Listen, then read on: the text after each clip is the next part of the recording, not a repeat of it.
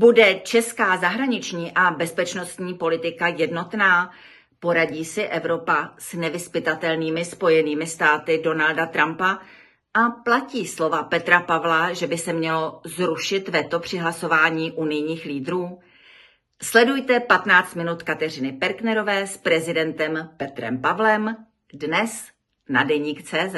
Pro mě připadají v úvahu dva termíny, a to je, řekněme, ten poslední zářijový a první říjnový. Dospějme, postavme se na vlastní nohy, buďme rovnocenným partnerem Spojeným státům, protože jedině tak budeme schopni garantovat svoji obranu i v případě, že Spojené státy budou zaměstnány jinde. Dobrý den při sledování 15 minut Kateřiny Perknerové na Deník.cz. Tentokrát přivítám svého pravidelného hosta, prezidenta České republiky, pana Petra Pavla, který právě dosedl na svou židli a tudíž mu mohu popřát hezké odpoledne. Dobré odpoledne. My jsme byli teď svědky jednání ukrajinských a amerických představitelů v Džidě a vypadá to, že by mohlo být domluveno 30denní příměří. Rusko si ještě vzalo time-out a chce přímo jednat s Američany. Pane prezidente, jaká je vaše prognóza v tomto směru? Především je potřeba ocenit tento krok, byť ho můžeme považovat za malý, ale jde správným směrem. Je dobře, že Ukrajinci velice otevřeně jednají s našimi americkými spojenci, že se bavili o prostoru, který oni vidí pro případné kompromisy. A teď samozřejmě je čas, tak jak bylo řečeno, na jednání mezi Američany a ruskou stranou, jaká je jejich pozice. Je to skutečně jenom začátek. Teď dojde k tomu, že se s oběma stranami bude projednávat to, kde se vlastně překrývají, kde jsou ty největší rozdíly a bude snaha ty největší rozdíly přiblížit k nějakému konsenzuálnímu pohledu. Ale to může trvat skutečně měsíce. A jak čtete to vyhlášení ruského ministra zahraničí Lavrova a dalších ruských představitelů, že podmínky příměří bude určovat ruská strana, nikoliv někdo zvenčí?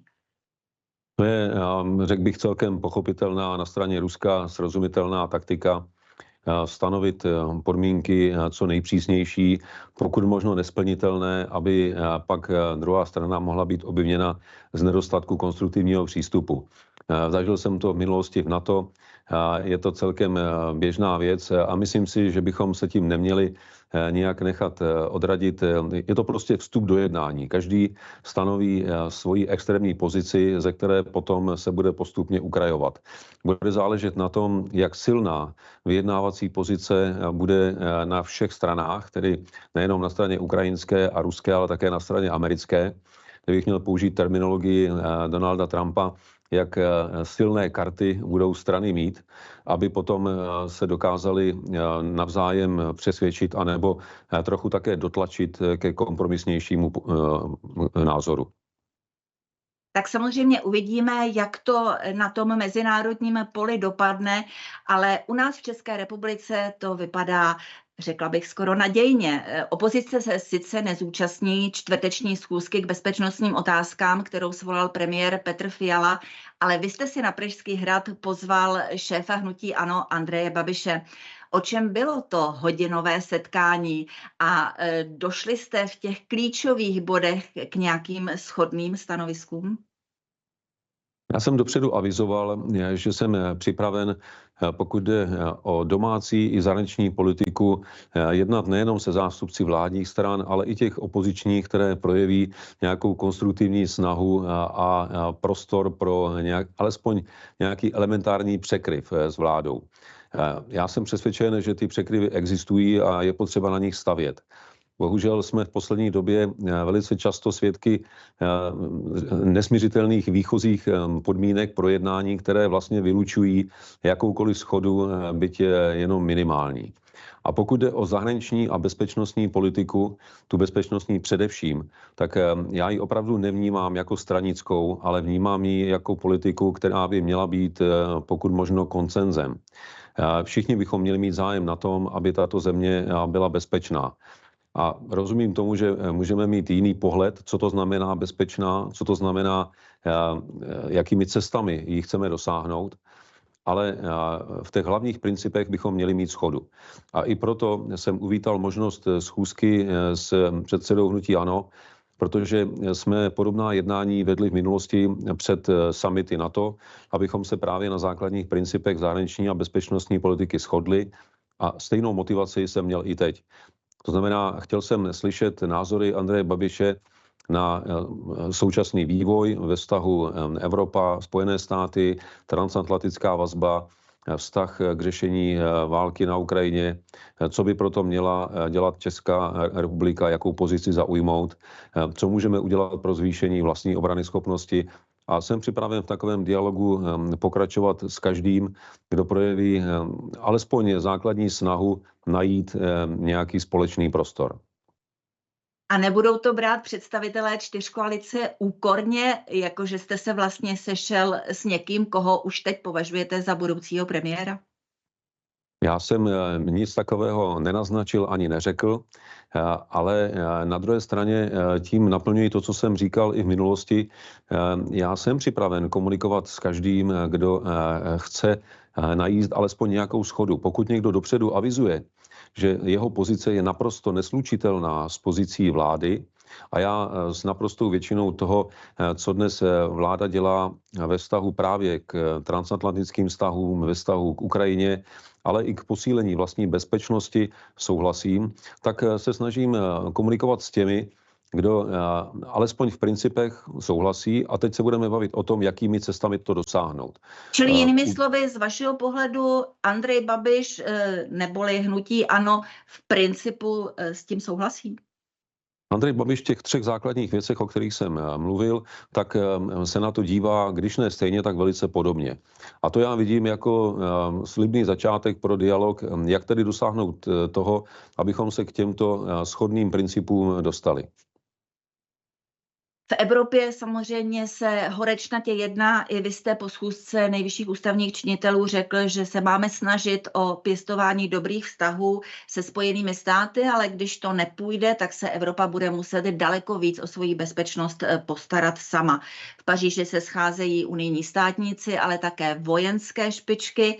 A ministryně obrany České republiky Jana Černochová řekla, že by se evropští lídři měli pokusit o přímý kontakt a dialog s Vladimirem Putinem. Je to podle vás schůdná cesta?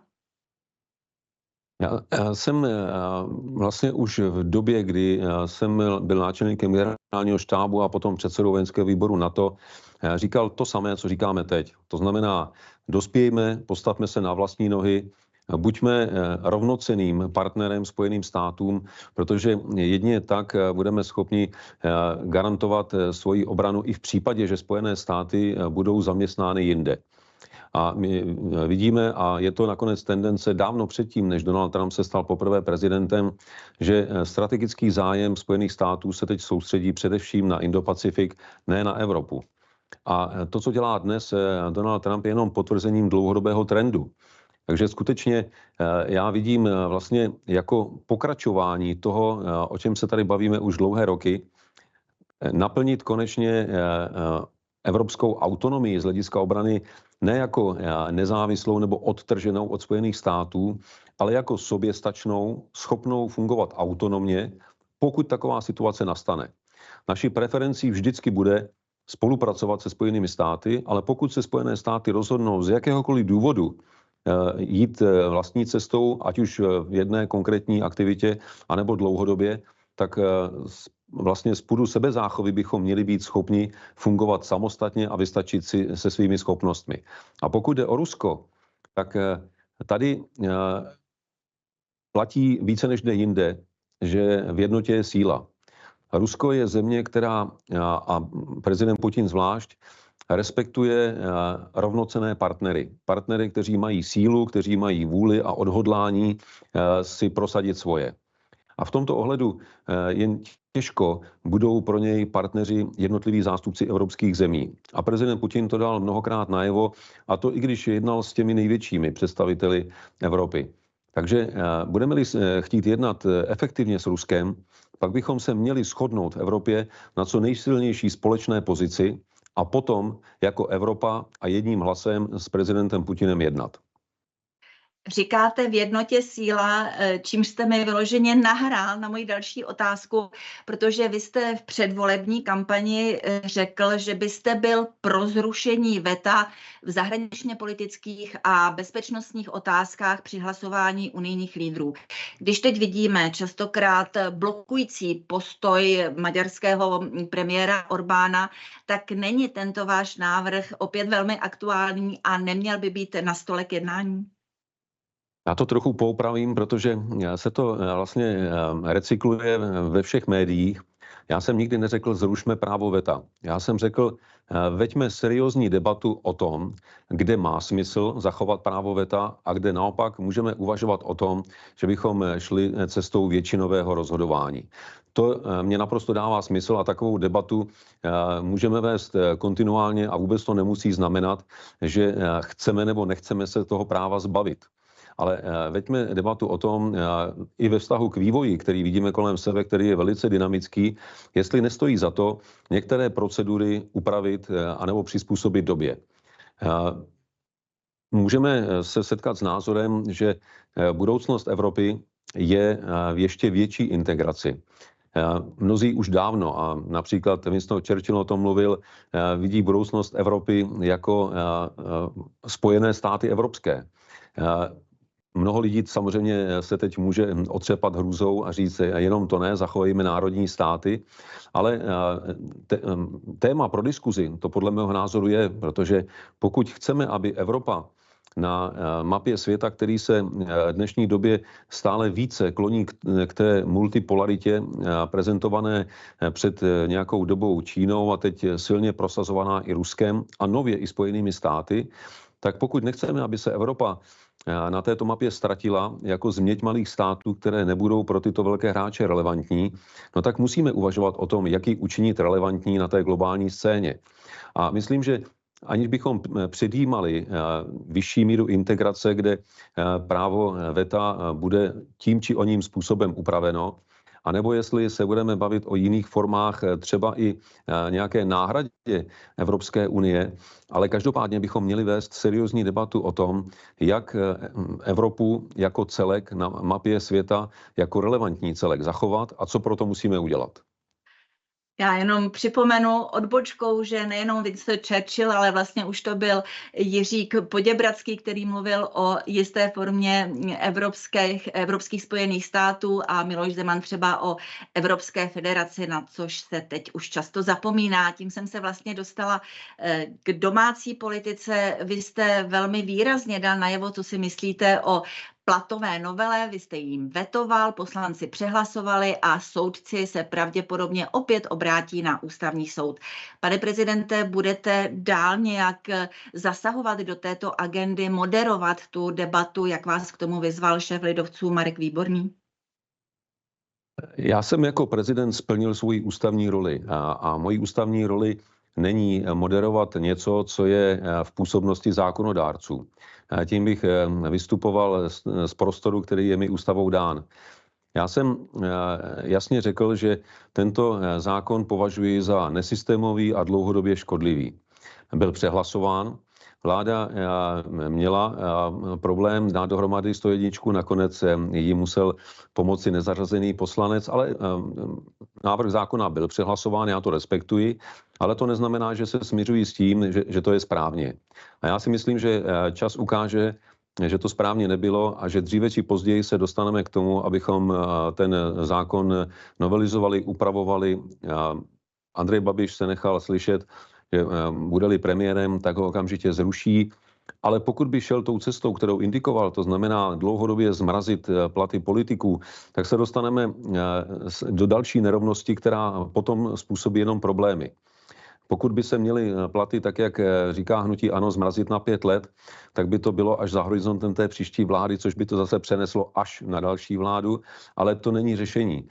My bychom skutečně měli najít řešení, které vyloučí do budoucna umělé zásahy a které bude korespondovat s vývojem ekonomiky, s vývojem průměrné mzdy, s inflací a nebude nutné do něho zasahovat, protože bude nastaven automat, do kterého nikdo nebude vstupovat. Osobně jsem tedy četla to vyjádření Andreje Babiše tak, že chce zmrazit platy především proto, aby se vytvořil prostor k debatě o tom trvalém platovém mechanismu, jak jste teď právě o tom hovořil, a možná, že to bude jedno z témat na další schůzku s lídrem hnutí ANO. Možná i další témata nastolíte, jak jste o tom hovořil ve svém novoročním projevu, protože je tu důležitá záležitost mediální novely. Andrej Babiš, hnutí ANO, chce sloučit Českou televizi, Český rozhlas a financovat ji ze státního rozpočtu. Bude to jedno z těch témat, o kterých chcete ještě do voleb hovořit? Já se jenom ještě jednou větou vrátím k tomu zmrazování. Pokud by mělo dojít k nějakému zmrazení, tak dává smysl zmrazit platy všech ústavních činitelů, ne pouze politiků. My se tady bavíme o platech politiků jako o tématu, ale to je jenom 1/10 ze všech lidí, o kterých se bavíme, kterých se tento zákon týká. A tady určitě touto cestou by Andrej Babiš ani hnutí ANO jít nechtěli, protože si uvědomují, jaké úskalí je s tím spojeno. Přece jenom navrhnout zmrazení platů politiků je, řekl bych, z hlediska veřejnosti výrazně populárnější, než říct, že zmrazím ještě platy 9/10, tedy soudcům, státním zástupcům a všem dalším, kterých se zákon týká. A teď k těm tématům. Já jsem avizoval, že se budu snažit zapojit do předvolební diskuze konstruktivně s tím, že budu předkládat témata, která považuji za důležitá pro všechny občany, tak, aby se v nich lépe orientovali a případně mohli klást otázky svým politikům a stranám, jak na ně budou reagovat.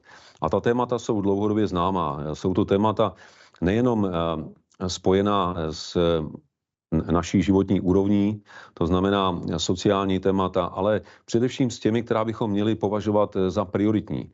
A já za jednu ze základních priorit považuji vzdělání, inovace, investice do vědy, do startupů a perspektivních oborů, protože ty mají potenciál nás udržet v evropské špičce a zároveň také v kategorii států, které budou mít slušnou životní úroveň. Řekl bych, že emotivní debata o televizních rozhlasových poplatcích odvádí naši pozornost od těch podstatných témat.